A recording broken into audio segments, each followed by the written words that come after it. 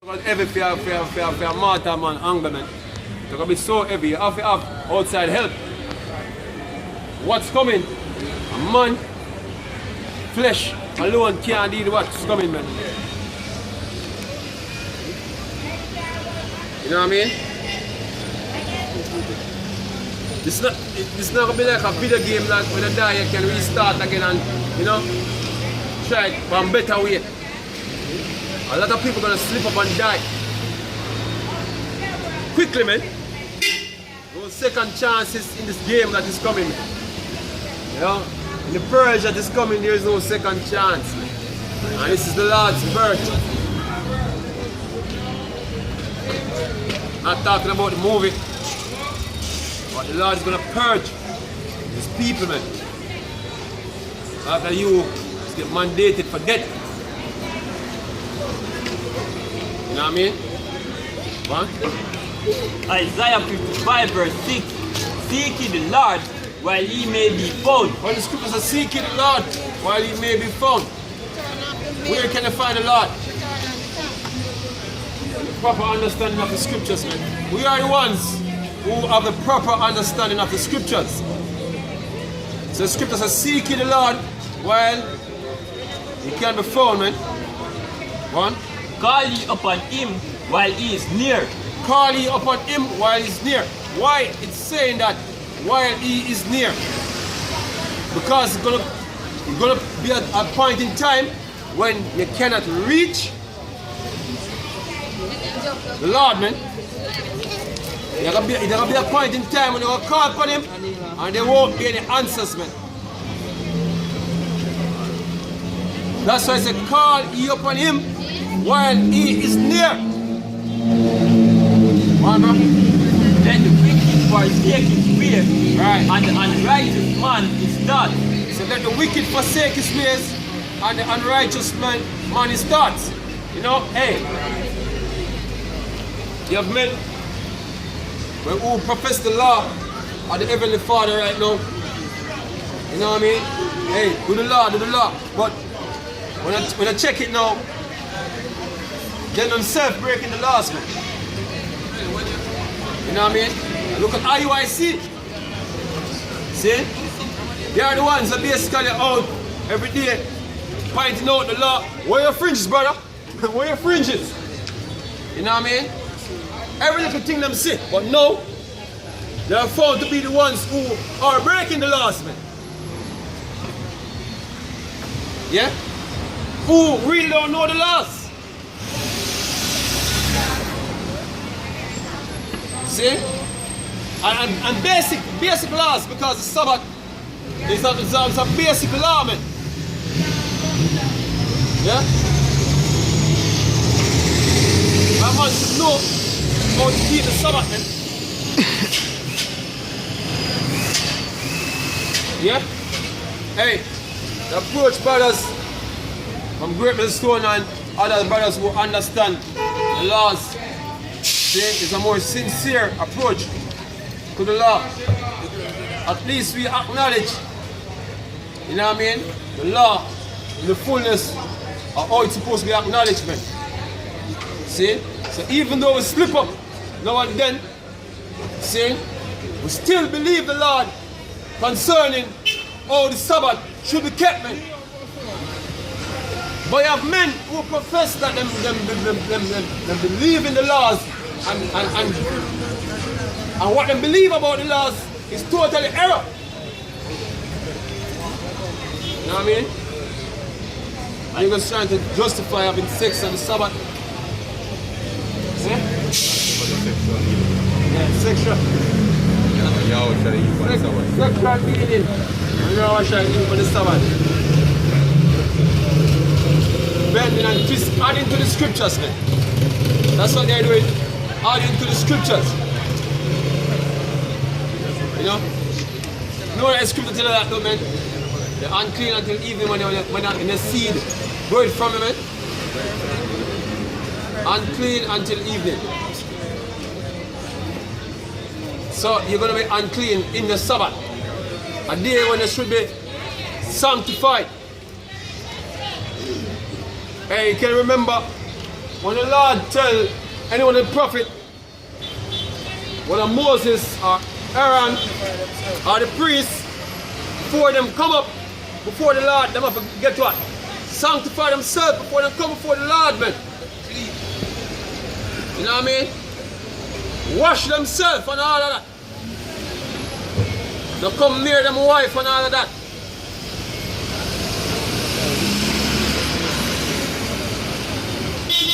Because the place them all come is what? Holy ground. You know what I mean? Yeah. Exodus 19 and start at verse 10. Right. And the Lord Yahweh said to Moses, go unto the people and sanctify them today and tomorrow and let them wash their clothes. Right. And be ready against the third day.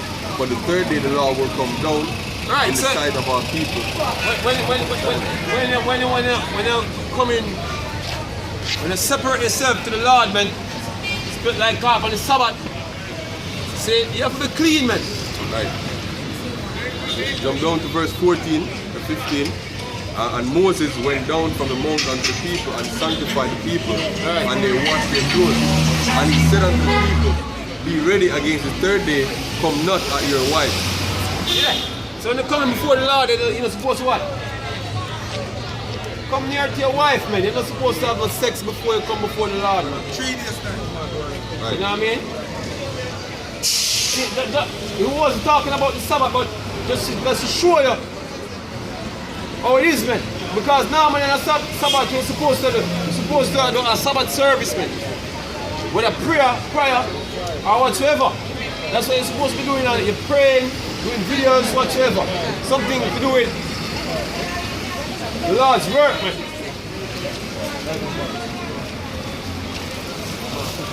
You know what I mean? When you want the Lord's work, meanwhile virtue is taken away from you.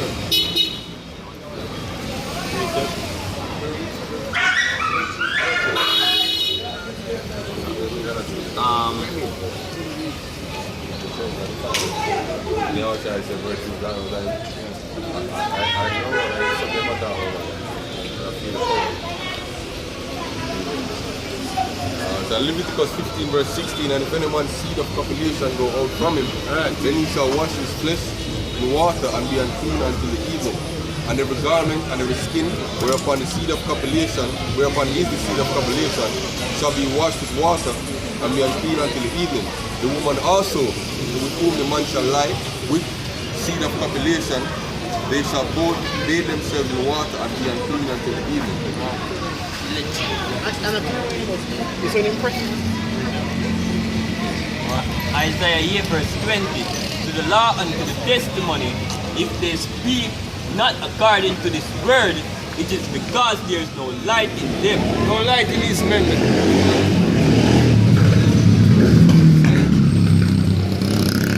Hey, but if you're going to elect among them, they will repent at the end of the day. A lot of these men have no light, man. Yeah? Boasters of the law, not keeping the law. Breaking the law in ways that punishable by death.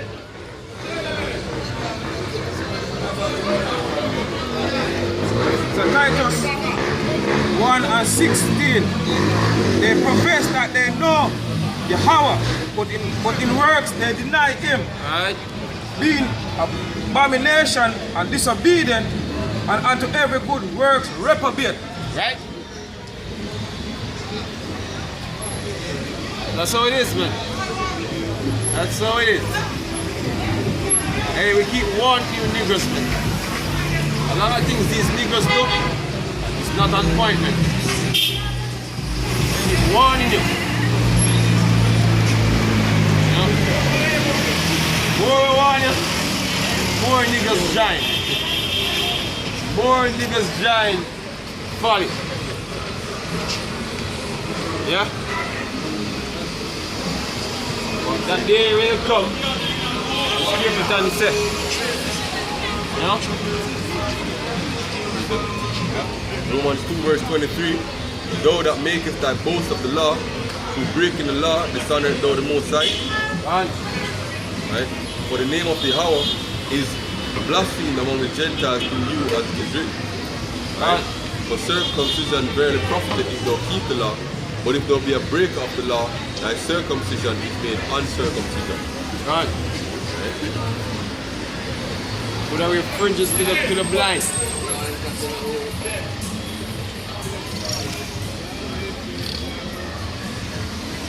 Raise up. James, right? James 2 verse 10. For whosoever shall keep the whole law and yet offend in one point, he is guilty of all. For he that said, do not commit adultery, said also, do not kill. Now if thou commit not adultery, yet if thou kill, thou art become a transgressor of the law. So speak ye, and so do as they that shall be judged by the law Hey, of liberty. and get, you niggas gonna be judged by the law, man. And it's not gonna be nice. Yeah? Not gonna be nice.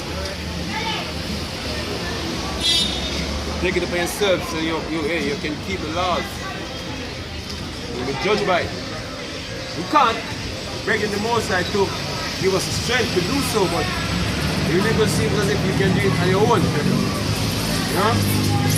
So, what befall you will befall you. That's how it is.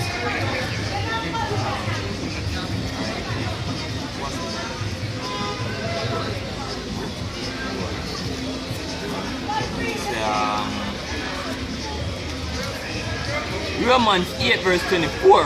For we are saved by hope, but hope that is seen is not hope. Right. So the difference between the true men of the Lord and the men who make most of the law is the fact that the just shall live by faith. Right, which is a phrase that's quoted many times in the scriptures, both in the Old Testament and in the New Testament.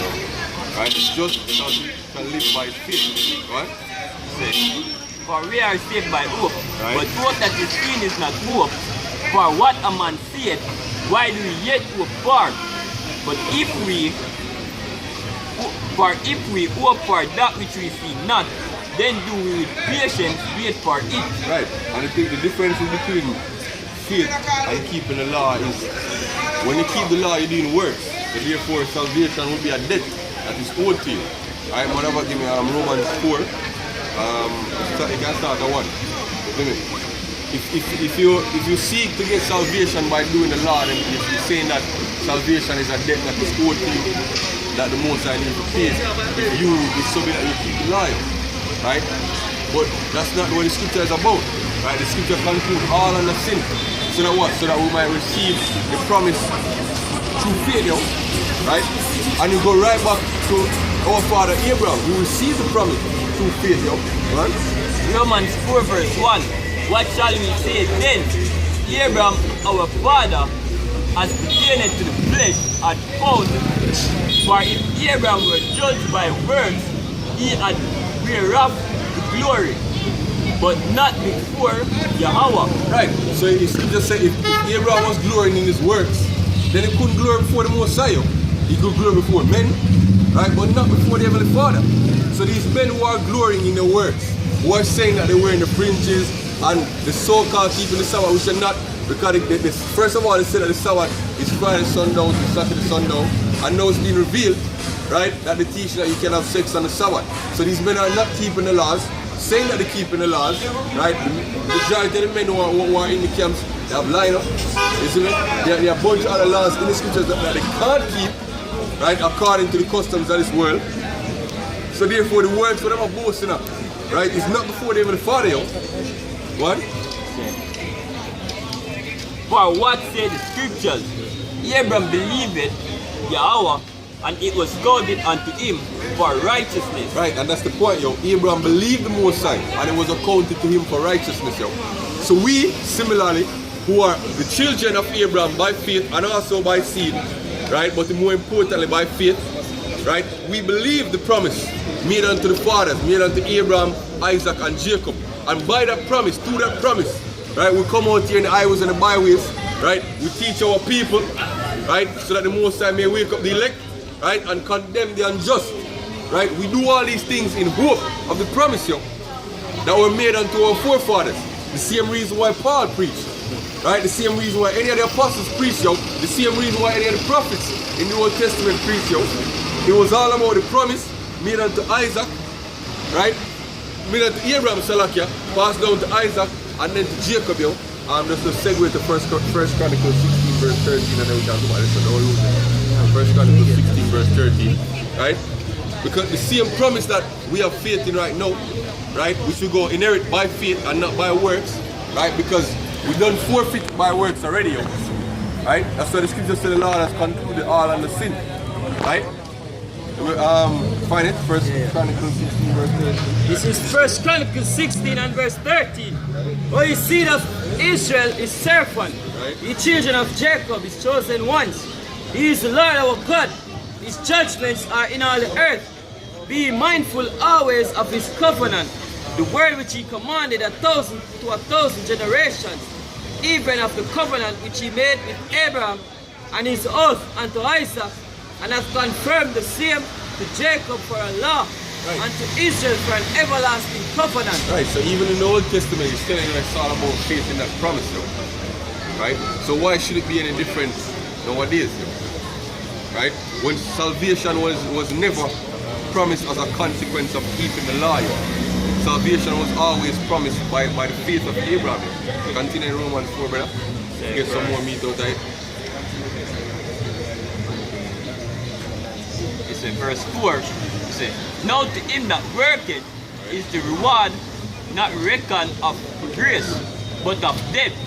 Exactly. So if you are saying that you're going to earn salvation or you're going to be saved by keeping the commandments and the laws of God, then you're saying that salvation is a debt that is owed to you, as we were explaining earlier, yo. And you're saying that if you keep the law, which you can't, right? But if you keep the law, then you're saying that the Heavenly Father is indebted to you, yo.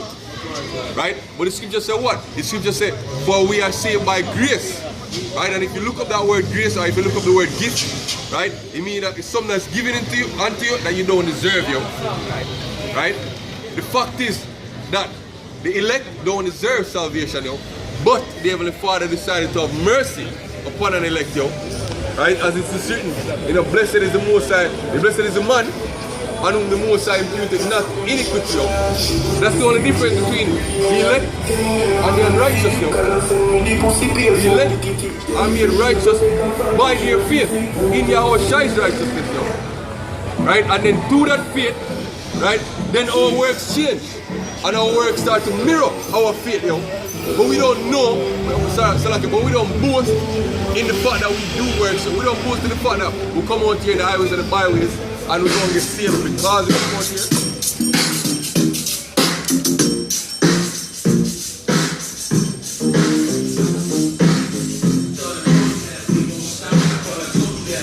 Right? The scripture said that we're what? We are profitable servants, yo. Because we've done the things that we ought to do, yo. Right? We ought to come out here and preach the names of Yahweh Shai. We ought to come out here and tell our people their true nationality, yo. We ought to come out here as watchmen to warn our people, right, of the coming world war, of the mark of the beast, which is the Alpha and the market, yo. All these things we ought to do, yo. Right? But it's so often that the Heavenly Father promised, right, that we will be made joint heirs with His Son Yahweh Shai. Right? Continuing. But to him that worketh not, but believe on him that justifieth the ungodly, his faith is counted for righteousness. Right. That's the only thing you need, yo. The faith is counted for righteousness, yo. The fact that you have faith in these promises, the scripture tells us that any man who has the hope of salvation in him, that hope purifies him, yo. So the fact that you have faith, genuine faith, and you have genuine confidence in the promises made unto the forefathers, you have genuine confidence that the Heavenly Father is going to deliver you out of the hour of temptation, and that you're going to be made kings and priests in the kingdom of heaven. That purify you and that make you righteous. Right? But then because you have faith in that, your actions go move to parallel that faith, yo. Your behavior gonna change, yo. And when you study learning behavior in teaching and psychology, they tell you that learning, right, causes a change, a permanent change in behavior, yo. So learning involves experiences that causes a permanent change in behavior, right? So faith is a form of learning. You hear these precepts, you learn doctrine and you believe in it, yo. So therefore, if you believe in it, then obviously you're going to act differently, yo. Right? Because your behaviors are rooted in your beliefs. So if you believe that you're a Hebrew Israelite, you believe that you're a man of the Heavenly Father, and that you're being groomed to be a king and a priest, and to execute judgment not only on your people, but on the other nations and upon angels, you carry yourself in a kingly mindset. Right? You take care of yourself better. You carry yourself with more dignity, with more integrity, in a manly way, yo. Right? You be more mindful of the laws of the Heavenly Father, so that through the laws you can judge different situations, yo. Right? So we're not saying that works are unimportant, right? Because your faith is manifested by the works that you do, right? It's very easy to say I believe, right? But it must be shown in your works, yo. But the point is, it's not your works that save you, yo. It's the fact that you believed in the first place, right? Continue, I think the precept going to qualify that. Let me finish this. One. Verse 6, even as David also described the blessedness of the man unto whom God imputed righteousness without works, saying, blessed are they whose iniquity are forgotten and whose sin is covered.